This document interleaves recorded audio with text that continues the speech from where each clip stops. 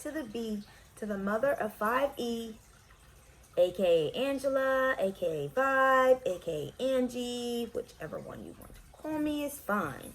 But I'm back, breaking the curse of Willie Lynch, the science of slave psychology. We are at chapter 5. Chapter 5 is breaking competitive barriers. Gaining a complete understanding of how the captured African was made a slave can only be done based on understanding divisions and by breaking all competitive barriers. To the masters of slaves, these barriers fabricated between the enslaved serve as the foundation for easy long-term control. In brief, we will examine in detail the foundational content of Willie Lynch's doctrine and display the psychological parallel from the past to the present. This parallel shows us that Mr. Lynch was not only confident but correct in his prophesied calculations concerning his control methods' ability to stand the test of time, if not interrupted.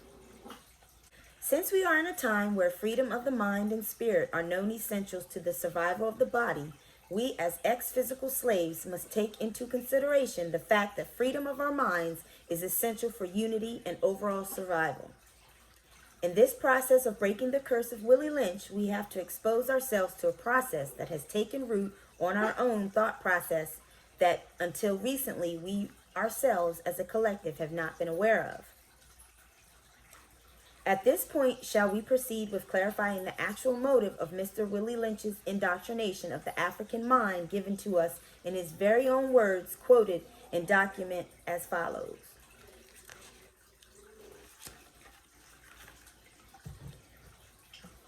We breed 2 nigger males with 2 nigger females. Then we take the nigger males from them and keep them moving and working.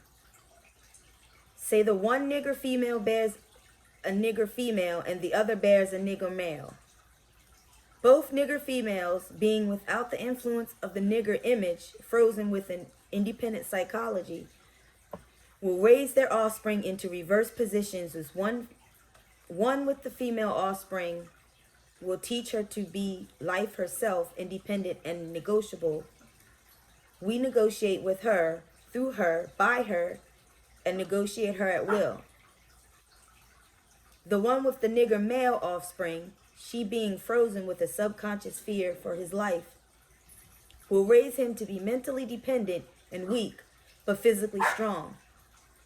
In other words, body over mind. Now in a few years, when these two offspring become fertile for early reproduction, we will mate and breed them and continue the cycle. That is good, sound, and long-range comprehensive planning.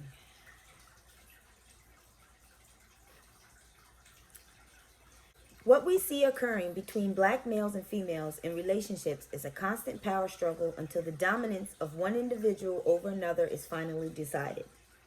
In 75% of the cases, the black man and woman usually end up cutting ties or dissolving the marriage.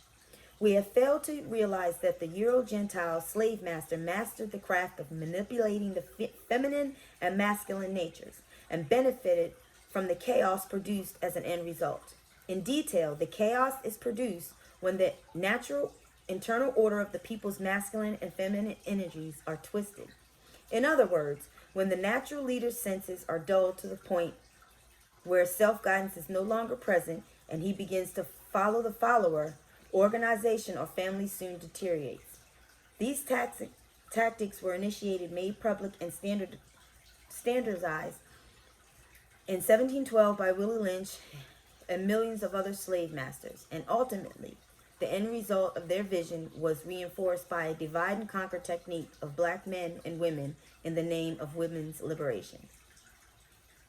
Women's liberation for black females is one of the illusions designed to twirl a string of confusion in the subconscious of black females who are dissatisfied with black male-female relations. The Euro-Gentile women's rights movement was and is foremost a movement to deal with problems between white men and women, but somehow some black women have been drawn into another woman's struggle. The liberation movement of the white female stems from her own inferiorization and dissatisfaction of white male disloyalty to her on the plantation, which is where her jealousy of the black woman takes its root. When black women are invited or recruited into these sodomous organizations, they are not aware that this is a manifestation of the Euro-Gentile white female psychological vengeance by leading her into competition with her black male. Throughout our ancient African history, there has never been a free woman without a free man, and vice versa. To recover from such a forged wall of mental blocks and divisions, black men and women must understand that with time there is evolution of method. We should also know that black male economic incarceration and black female liberation is the reflection of the evolution of slave methodology. On top of being divided by age, color, sex, level of education,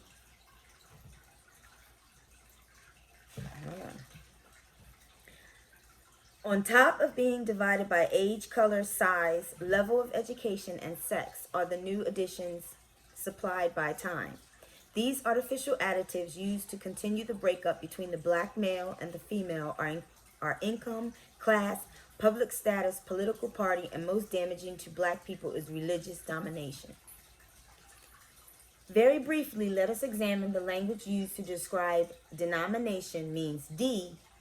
Means to separate. Nami means from the Latin word nominare, which means to name. Nation speaks for all in reference to black people being a separated nation within ourselves.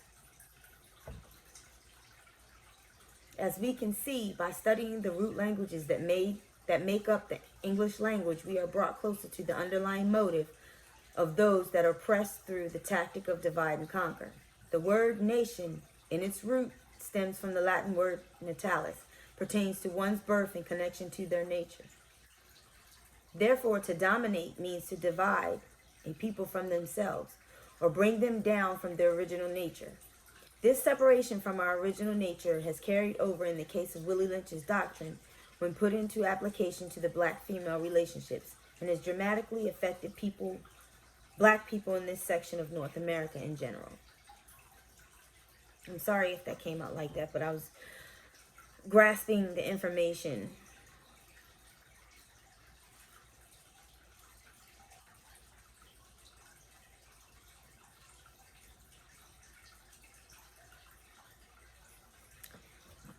All right.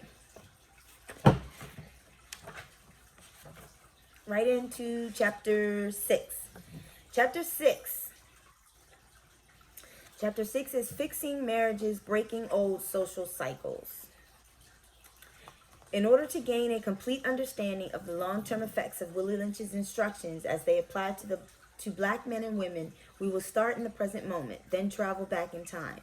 In doing so, we can pinpoint the very seed idea harvested and planted into the mind of the African man and woman during the plantation years.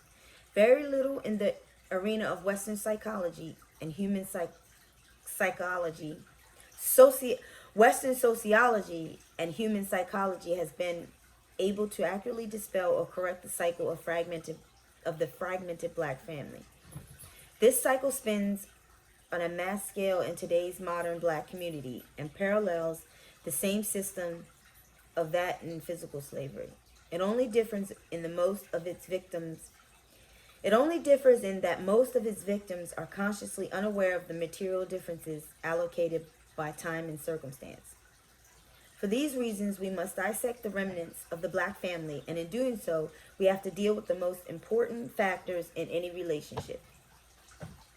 These factors involve family life, include purpose, function, and importance surrounding present survival. Our examination for reversing the past results must be done exactly as Willie Lynch and company did. They gave their careful attention to stimulating natural chaos, which was rooted in perverting the natural positions of the roles of the male and female. Mr. Lynch's program of modern-day destruction of the black family is a result of psychic chaos based on the reversal and manipulation of the nature of the male and female. Today, there is no difference in the level of social climate in the black community when compared to the condition of the black man and woman on the plantation. On the plantation scene, blacks produced for the slave master a new generation of labor during our younger years, and were forcibly separated based on the disempowering of the black male. The black male was mostly used as a breeding stud, to the point where natural responsibility input was viewed as not needed. Due to the fact her children have been taken and turned over to present authorities as a result of an absent, disempowered, or unproductive black male. Today in America, the same circumstances exist, but the only difference is that the setting is more decorated due to the modern transportation. The range of motion for the black slave is more broad. In a sense, what has happened to the very core of the black family unit, based on the unnatural reversing of gender, is compared to nature turning in on itself and convulsing in a backward, chaotic momentum. Using the above statements as a basis for fixing marriages and breaking the social economic pattern of multiply and divide, which is supported by the Willie Lynch factor of divide and conquer, it seems that in this modern era of technical and moral genocide, the greater our numbers as a collective mass, the weaker we become, because our multiplication only creates more confusion due to the inherited methods of slavery's ingrained automated system of division. Presently, these reverse behavioral patterns are reflected in today's modern black male-female relationships and are reinforced by a social economic structure that is based on a government civil rights policy made legal in the 1960s.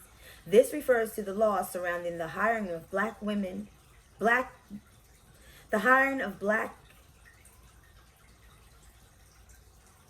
This refers to the laws surrounding the hiring of black and women classified as minorities. Hiring a black female economically eliminates or disempowers the black male by meeting 2 quotas while employing 1 person.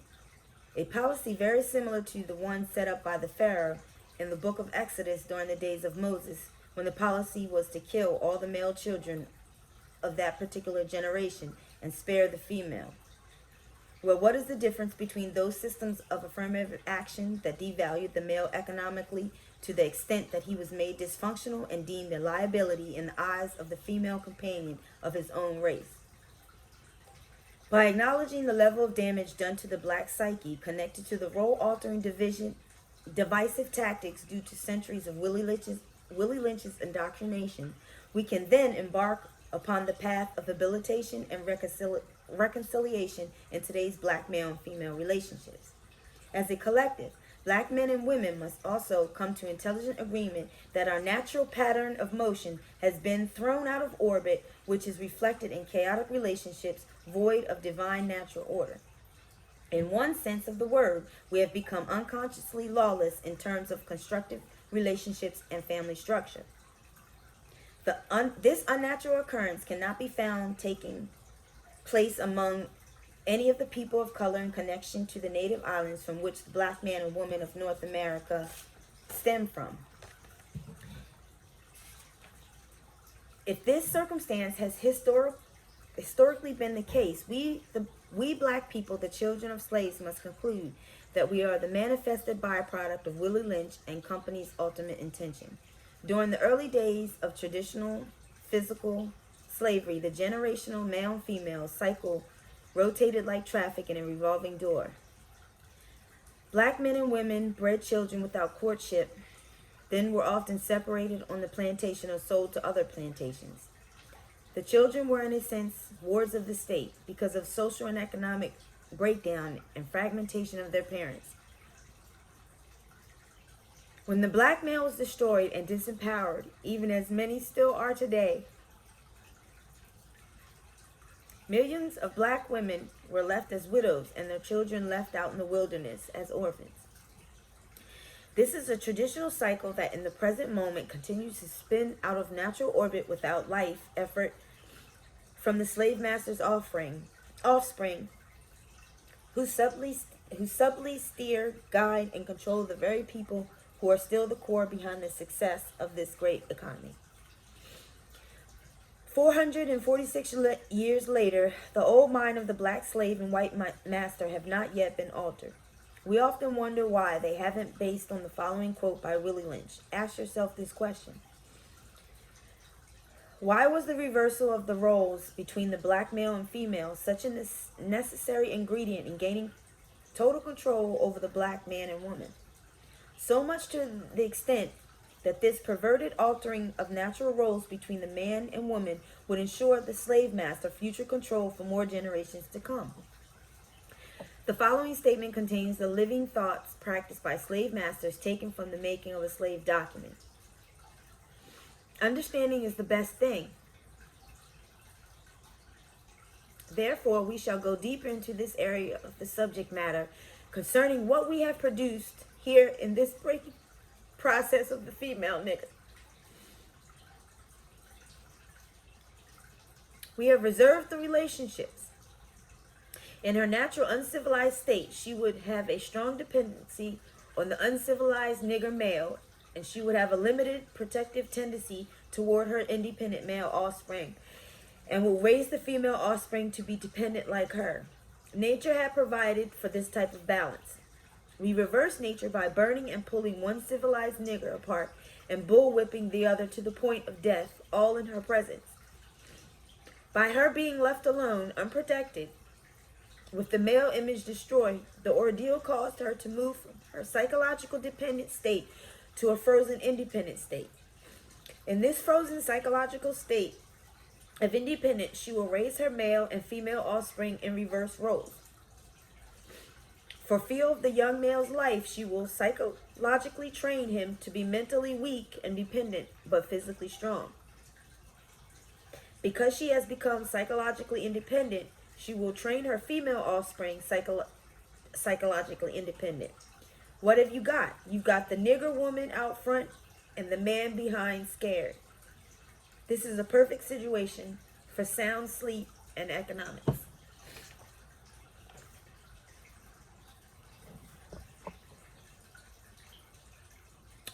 And I'm just going to leave it there. Let's discuss. Let's discuss. And it's like I'm reading this again for the first time, even though I've read it a couple of times. So let's discuss chapter 7 tomorrow.